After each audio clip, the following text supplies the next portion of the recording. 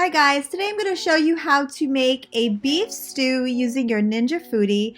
And to be honest with you, I started from frozen. So when I started to saute my beef, I let it go a little bit longer than you normally would probably need to. So just keep that in mind.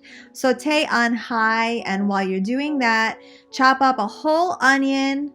I added some seasoning that I had it on hand. I use frozen garlic from Trader Joe's, but if you don't have that, put in 4 chopped garlic cloves, up to you. I chopped about 1.5 cups of carrots.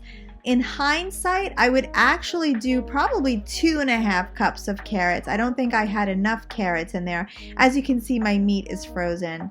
After I felt like there was enough time going, I put in a can of tomatoes, a cup of chicken stock, and then just probably 2 cups of kale and spinach mix. I let that saute for a few more minutes, and then I put my pressure cooker top on, set it to high, and cooked for 35 minutes. And my goodness, how delicious everything looked.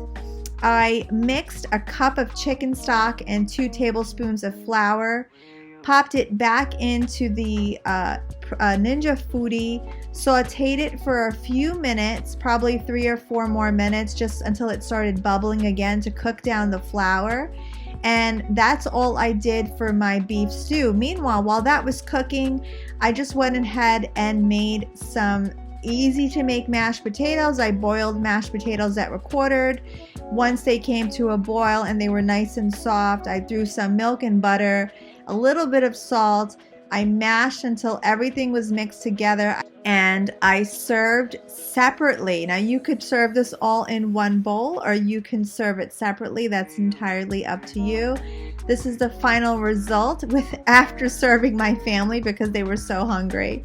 But it was really a delicious meal. So I'll put the recipe below, and I hope you guys give it a try.